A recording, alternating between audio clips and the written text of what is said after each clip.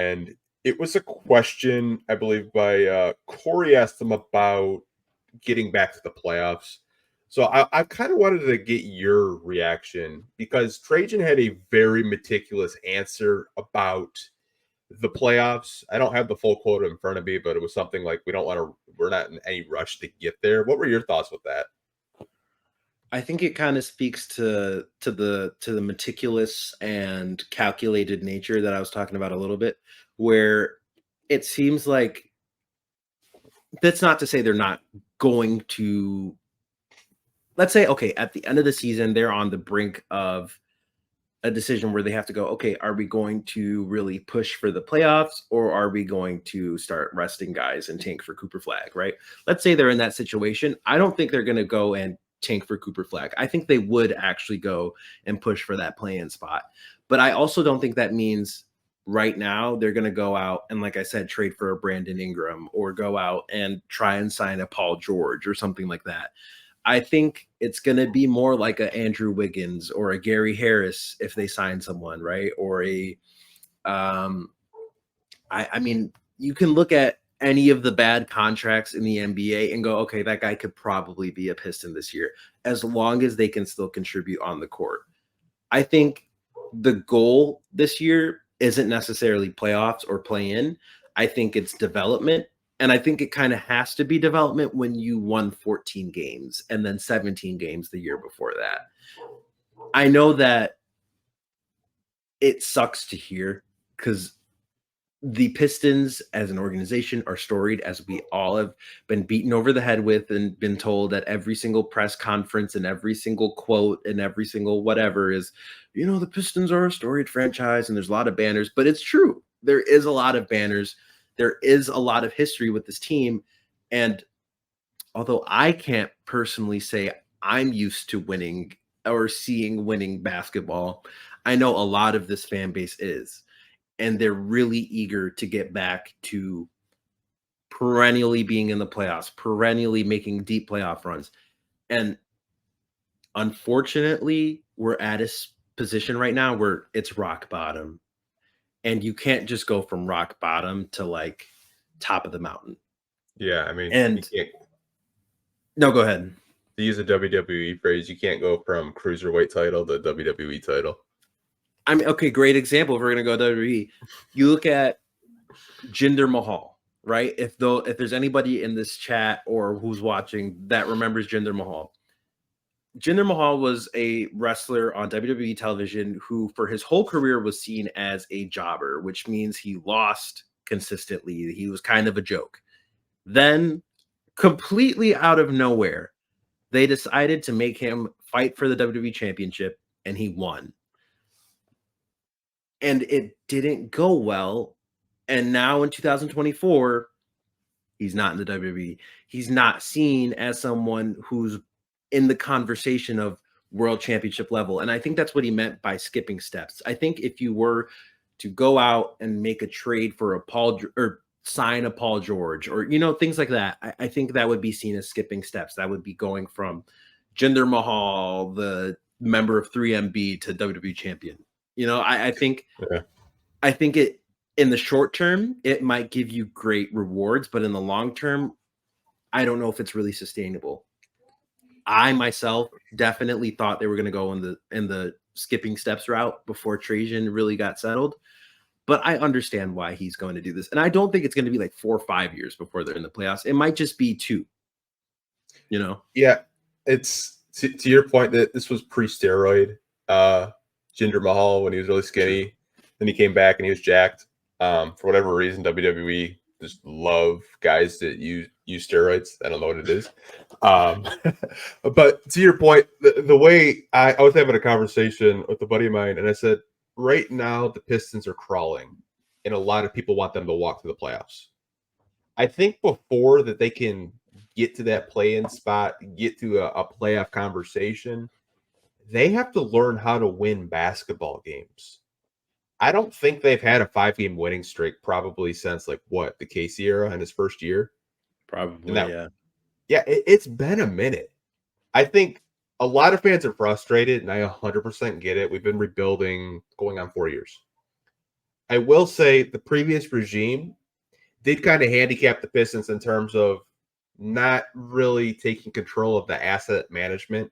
And what I mean by that is selling on guys when they had high value where you could get maybe more draft picks, maybe younger guys, maybe better veterans. I think Troy could have taken on bad contracts the last 2 years, and he didn't do that. He refused to, which I get it. There's different philosophies, like you said.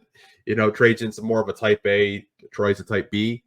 I honestly think I wasn't mad at it. I think the goal should be to try to compete for the play-in. But if you don't do that, and there's the win total isn't 14 again, maybe it's, I don't know, 26, 27. I think fans would be okay and accepting of that. I just think right now when people hear we're not making the playoffs, they get upset, they get pissed off because we really haven't been a playoff team since Casey's first year. I can't blame fans for not wanting to go the slow route. I can't. I completely understand at this point wanting to skip steps and wanting to go out and get those star players.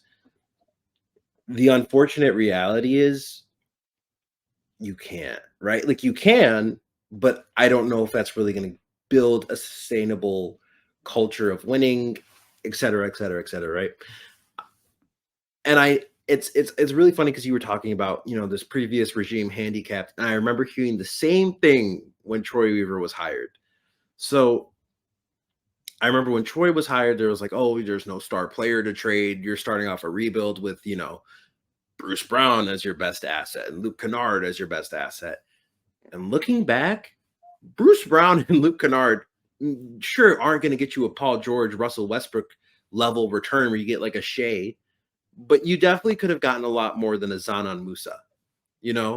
I think the thing Pistons fans need to see in order to really trust Trajan and trust this new regime and era of Pistons basketball is by seeing it.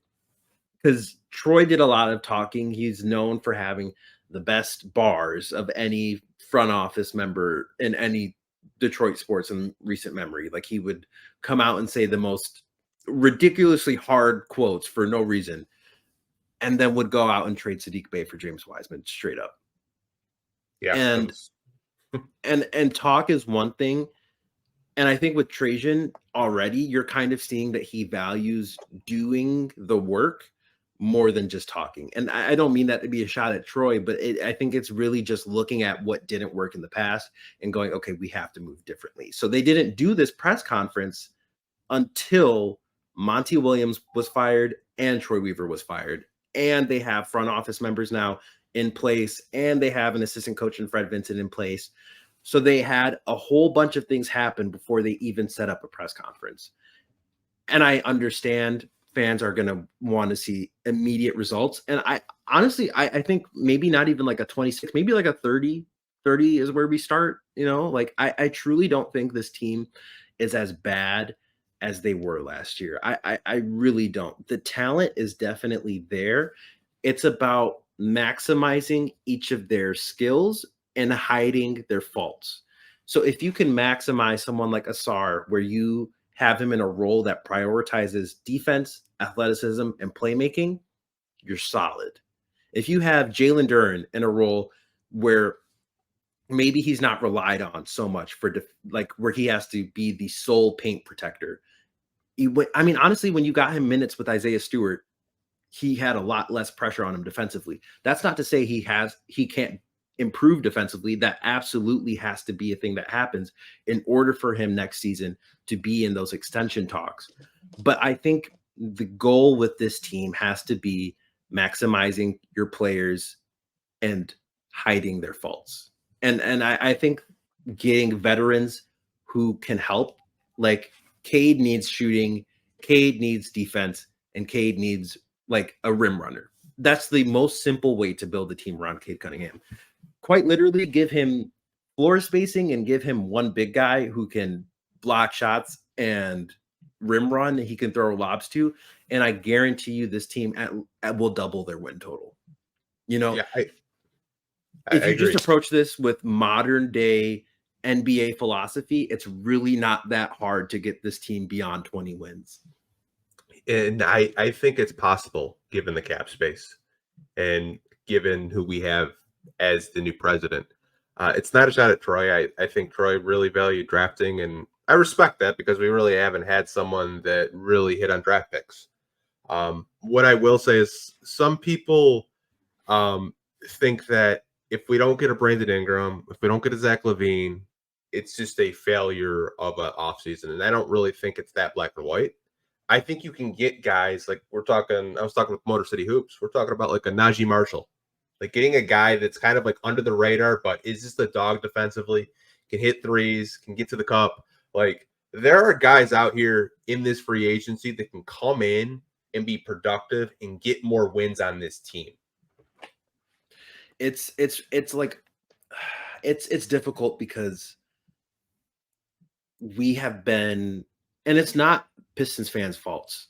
Like you've heard the season ticket guys go, we have cap space coming, we have all these young players, and this and that, and new president of basketball operations. So they've been sold a dream, and unfortunately, that dream is not reality.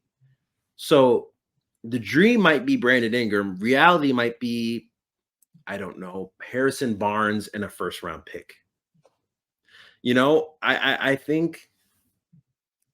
I think Harrison Barnes is a quality NBA player, and he's a much better starter than Bojan Bogdanovic was this last year. Bojan was great the year before, but his Cavs are cooked. Point blank period. Like we that's the reason he didn't play in the playoffs. He's old and he's injured. If you can just get and he also, and I don't mean this as a shot at Bojan, but he was a cone, right? Like defensively, like he provided absolutely nothing on the defensive end. If you can just get guys who can do a little bit of both, you're doing a lot better. And I really don't think it will be as bad as I think a lot of Pistons, because I've seen a lot of the sky is falling and we're about to be in for another run of, misery again this year. I don't think that's necessarily the case. Yeah, me either. I get it. Like I've been a Piston fan since the Grant Hill era, and I got spoiled as a kid growing up because I got to witness the going to work Pistons and then making the playoffs 6 straight years in the Eastern Conference Finals. And then I've experienced, Bill Davidson passing, Tom Gore's buying the team, and it's just kind of been a revolving door of new people, new coaches coming in. And I get fans are frustrated. They want to make the playoffs. They want to get a playoff win. They want to get the monkey off their back. I get it. I think it will happen. And I think this team coming up into this upcoming season, it's going to be improved. Now, do I think we're going to get like stars like a Paul George or Brandon Ingram? I don't know. I don't have a crystal ball. But what I do know is we have a guy that actually has a plan, and he's going to try to execute it at the best of his abilities. And I think that's like the most important thing, right? Like with Troy, I think a lot of fans were so eager for a rebuild. A lot of fans were so eager to see movement.